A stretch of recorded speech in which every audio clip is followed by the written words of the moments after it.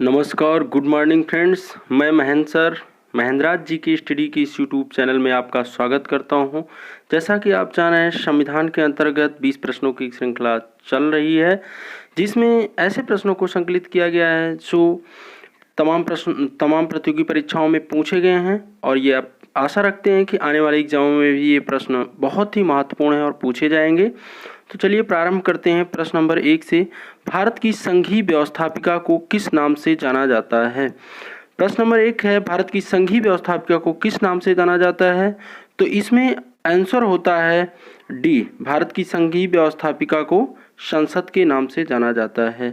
प्रश्न नंबर 2, भारतीय संसद के कितने सदन होते हैं? यहाँ पर प्रश्न है प्रश्न नंबर 2, भारतीय संसद के कितने सदन होते हैं? तो इसमें सही होता है विकल्प नंबर 2, यानी ऑप्शन नंबर बी है 2। भारतीय संसद के कितने सदन हैं? 2। नंबर 1 है लोकसभा, दूसरा नंबर है राज्यसभा। बहुत ही इंपॉर्टेंट प्रश्न है। यदि अगर यह पूछा जाए भारतीय संसद के कितने अंग होते हैं तो आपका जवाब होगा 3। यदि अगर यह पूछा जाए भारतीय संसद के कितने सदन होते हैं तो उसका जवाब होगा 2। प्रश्न नंबर 3, संसद को लोकप्रिय सदन है, संसद का लोकप्रिय सदन है। इसमें सही होता है ऑप्शन नंबर ए, लोकसभा। संसद का लोकप्रिय सदन है लोकसभा। अब छात्रों आप ये ध्यान दीजिएगा कि संसद के लोकप्रिय सदन के रूप में किसे जाना जाता है? लोकसभा को। लोकसभा को प्रतिनिधि सभा भी कहा जाता है, इसे लोकप्रिय सदन भी कहा जाता है। इसे लोकप्रिय सदन क्यों कहा जाता है? प्रश्न यह है, लोकप्रिय सदन इसे इसलिए कहा जाता है कि जो लोकसभा के प्रतिनिधि होते हैं वो जनता के द्वारा डायरेक्ट चुने गए होते हैं। प्रश्न नंबर 3, भारतीय संसद में शामिल है, तो इसमें सही होता है option number D, Lok Sabha, Rajya Sabha एवं राष्ट्रपति। यानी भारतीय संसद का जो उल्लेख किया गया है वो अनुच्छेद 79 के तहत किया गया है और भारतीय संसद में लोकसभा, राज्यसभा एवं राष्ट्रपति सम्मिलित होते हैं। प्रश्न नंबर 5, संसद को भंग करने के लिए कौन सक्षम है? ऑप्शन नंबर ए है राष्ट्रपति, ऑप्शन नंबर बी है उपराष्ट्रपति, ऑप्शन नंबर सी है प्रधानमंत्री, ऑप्शन नंबर डी है राज्यपाल। संसद को भंग करने के लिए कौन सक्षम है? तो इसमें सही होता है ऑप्शन नंबर ए, संसद को भंग करने के लिए राष्ट्रपति सक्षम है, किंतु प्रधानमंत्री की सिफारिश के आधार पर राष्ट्रपति संसद को भंग कर सकता है। इसमें सही होता है ऑप्शन नंबर ए, ऑप्शन नंबर ए, राष्ट्रपति। प्रश्न नंबर 6, भारतीय संसद के दोनों सदनों की संयुक्त बैठक किस संबंध में होती है? इसमें सही होता है ऑप्शन नंबर सी, साधारण विधेयक। मेरे प्यारे साथियों, आपको बता दें कि भारतीय संसद के दोनों सदनों की संयुक्त बैठक कभी भी संविधान संशोधन विधेयक के संबंध में तथा धन विधेयक के संबंध में तथा वित्त विधेयक के संबंध में एवं भारत के उपराष्ट्रपति के निर्वाचन के संबंध में कभी भी संयुक्त बैठक नहीं होती है। इन मामलों में चाहे वो संविधान संशोधन संबंधी विधेयक हो अथवा धन विधेयक या वित्त विधेयक या भारत के उपराष्ट्रपति का निर्वाचन, इन सब में दोनों सदनों में अलग अलग से विधेयक पारित होना चाहिए। किंतु साधारण विधेयक में यदि अगर किसी प्रकार का गतिरोध उत्पन्न होता है, जैसे कोई विधेयक एक सदन से पारित हुआ दूसरे सदन में काफी लंबे समय तक रह चुका है, तो ऐसी स्थिति में ही सदनों की संयुक्त बैठक होती है। प्रश्न नंबर 7, साधारण विधेयक से संबंधित गतिरोध को दूर करने के लिए संसद के दोनों सदनों की संयुक्त बैठक कौन बुलाता है? इसमें यह पूछा गया है कि दोनों सदनों की संयुक्त बैठक कौन बुलाता है, तो इसमें सही होता है ऑप्शन नंबर ए, राष्ट्रपति।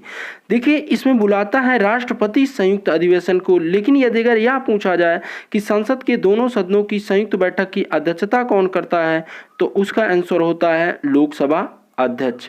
प्रश्न नंबर 8, स्वतंत्र भारत के संसदीय इतिहास में अभी तक कितनी बार संयुक्त बैठक बुलाई गई है? इसमें से होता है ऑप्शन नंबर सी, 3 बार। प्रश्न नंबर 9, क्या राष्ट्रपति या उपराष्ट्रपति कभी संयुक्त अधिवेशन की अध्यक्षता करते हैं? ऑप्शन नंबर ए है हाँ, ऑप्शन नंबर बी है कभी नहीं, ऑप्शन नंबर सी है यदि संसद ऐसा चाहे, ऑप्शन नंबर डी है इनमें से कोई नहीं। तो इसमें सही होता है ऑप्शन नंबर बी, कभी नहीं। राष्ट्रपति या उपराष्ट्रपति कभी भी संयुक्त अधिवेशन की अध्यक्षता नहीं करता है। सदैव संयुक्त अधिवेशन की अध्यक्षता लोकसभा अध्यक्ष करता है। प्रश्न नंबर 10, संसद के दोनों सदनों की संयुक्त अधिवेशन की अध्यक्षता कौन करता है? जैसा कि हम उपर्युक्त प्रश्न में ही आपको बता चुके हैं, तो इसमें सही होगा ऑप्शन नंबर डी, लोकसभा अध्यक्ष। यानी दोनों सदनों की संयुक्त अधिवेशन की अध्यक्षता कौन करता है? तो जवाब होता है लोकसभा अध्यक्ष। बेहद इंपॉर्टेंट क्वेश्चन है, बहुत बार पूछा जाता रहता है। प्रश्न नंबर 11, संसद की संयुक्त बैठक को कौन संबोधित करता है? ऑप्शन नंबर ए प्रधानमंत्री, option number B speaker, option number C deputy speaker, option number D राष्ट्रपति। इसमें सही होता है ऑप्शन नंबर डी, राष्ट्रपति। संसद के संयुक्त बैठक को कौन संबोधित करता है? तो सही होता है ऑप्शन नंबर डी, राष्ट्रपति। प्रश्न नंबर 12, संसद की कार्यवाही सूची में प्रथम विषय होता है? तो इसमें सही होता है option number B, option number B, प्रश्नकाल। देखिए, सबसे पहले संसद की बैठक की कार्यवाही में प्रश्नकाल होता है, उसके कुछ समय बाद फिर शून्यकाल होता है। बेहद इंपॉर्टेंट क्वेश्चन है, यह भी कई बार पूछा जा चुका है। प्रश्न नंबर 13, संसद के किसी सदस्य की सदस्यता तब समाप्त समझी जाती है यदि वह बिना सदन को सूचित किए अनुपस्थित रहता है?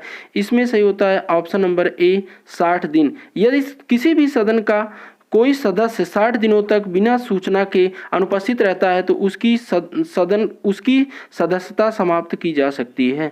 प्रश्न नंबर 14, एक वर्ष में कम से कम कितनी बार संसद की बैठक होना आवश्यक है? ऑप्शन नंबर ए 1 बार, ऑप्शन नंबर बी 2 बार, ऑप्शन नंबर सी 3 बार, ऑप्शन नंबर डी 4 बार। इसमें सही होता है ऑप्शन नंबर बी, 2 बार। यानी संसद की बैठक एक वर्ष के अंतर्गत 2 बार होना अति आवश्यक है। लेकिन कंडीशन यह है कि एक वर्ष के अंदर 2 बार तो बैठक होनी चाहिए, किंतु दोनों बैठकों में 6 माह से अधिक का अंतर नहीं होना चाहिए। प्रश्न